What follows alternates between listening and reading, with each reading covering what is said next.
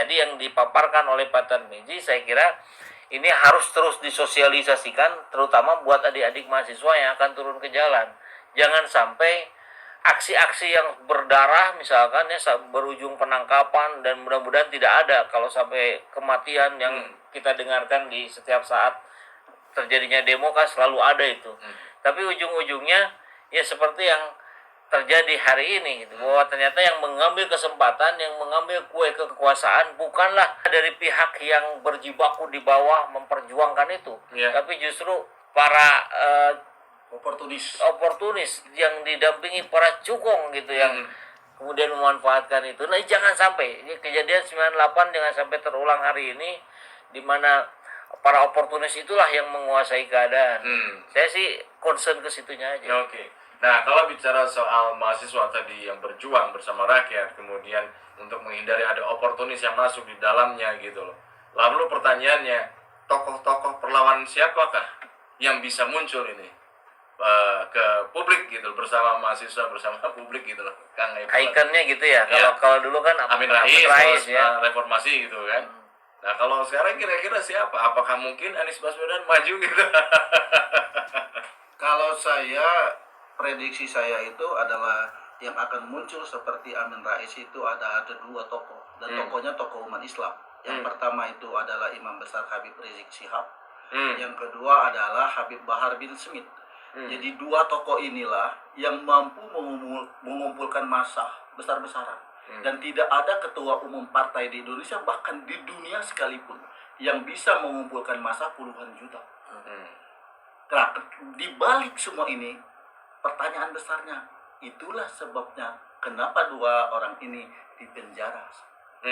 Nah, jadi kalau kita, siapa yang akan muncul alternatif? Beliau di dalam, saya kira beliau juga akan menggerakkan dari dalam. Masa 212 juga sudah mulai akan bergerak, dan saya meyakini itu. Dan jangan sampai kalau misalnya, dan ini saya kira ya, kelompok Islam tidak menginginkan akan terjadinya skenario ketiga. Kalau skenario ketiga yang terjadinya bakar-bakaran, pemerkosaan etnis tertentu, etnis minoritas, untuk digoreng sedemikian rupa, itu kan dibonceng oleh kelompok oportunis tadi, sehingga akan menang skenario yang mereka buat. Nah, ini saya melihatnya, walaupun beliau masih di dalam penjara, saya yakin apa istilahnya itu, aura perjuangan umat itu akan bangkit bersama-sama semangat beliau, walaupun beliau saat ini di penjara. Kalau nggak salah memang sebentar lagi Pak ya. Iya. Bisa jadi waktunya bersamaan juga itu. Qadarullah, tapi ya tentu ya. Betul.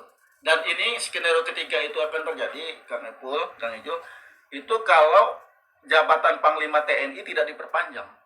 Andika Perkasa akan pensiun kalau tidak salah November 2022. Jadi kalau 2022 ini lebih seru.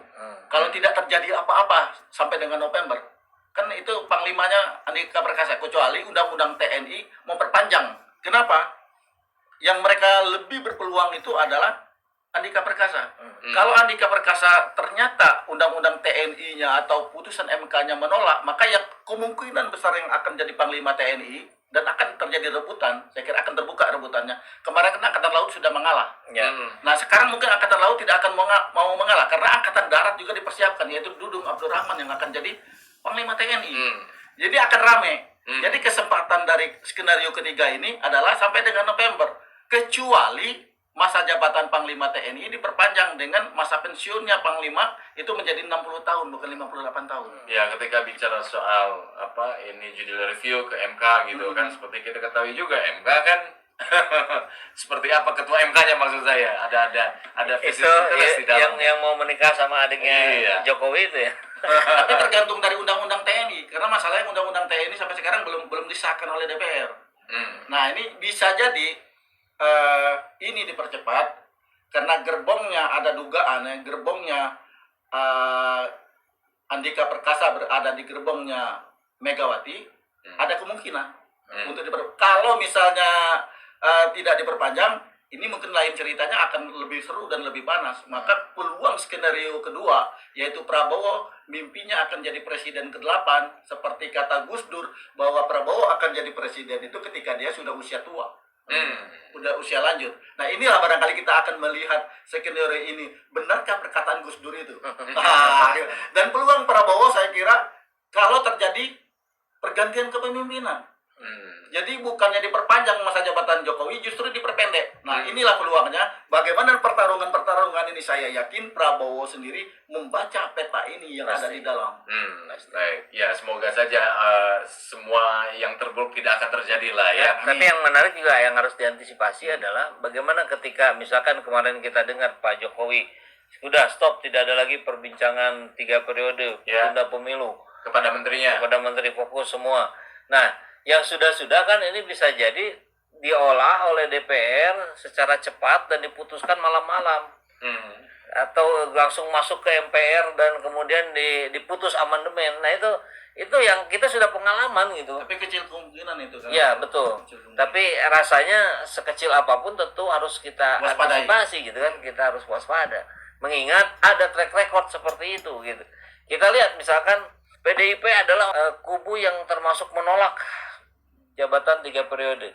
Tapi kemudian kita lihat nama Puan Maharani kok ada juga di Abdesi. Yang menginginkan 3 periode kan. Jangan sampai ini dagelan-dagelan politik yang dilakukan oleh para petinggi di Jakarta itu berlangsung dengan seenak perutnya saja. Artinya kita juga harus terus antisipasi plan A, plan B, plan C, plan D dan seterusnya. Dan kita harus kedepankan antisipatif, bukan prasangka baik kalau sudah berurusan dengan hal yang seperti ini. Tapi kalau itu kecil kemungkinan, Kang Epul, katanya yang saya dengar ada rumor Puan Maharani ditawari ya menjadi wakil presiden. Dan Puan Maharani menolak. Ketika dia lihat dia mentah-mentah menolak wawancara di CNN Indonesia. Dan itu adalah lobby menteri senior tertentu lah, nggak kita sebutkan lah, yang berada di balik presiden 3 periode lah. Ya ada bisik-bisik katanya Jokowi Puan untuk mengantisipasi ini. Nah, bagaimana skenario-nya kok bisa jadi Jokowi Puan? Nah, itu kan lebih mudah daripada terjadi skenario 1, 2, dan 3 dengan mengganti Ma'ruf Amin ke Puan Maharani. Tapi Puan Maharani itu menolak. Jadi kalau saya melihat sampai hari ini PDIP itu kecewa, Mbak Mega itu kecewa. Kenapa? Kecil kemungkinan akan terjadi amandemen pasal 7 UUD 45 itu karena memang sudah terlalu banyak kecewa. Dengan petugas partai aja kecewa kok. Nah, maka satu-satunya harapan Mbak Mega itu ya ada hanya kepada Mbak Puan Maharani, anak biologis, ya kan, yang akan menjadi RI 2. Itu saya kira. Apakah dengan Prabowo, apakah dengan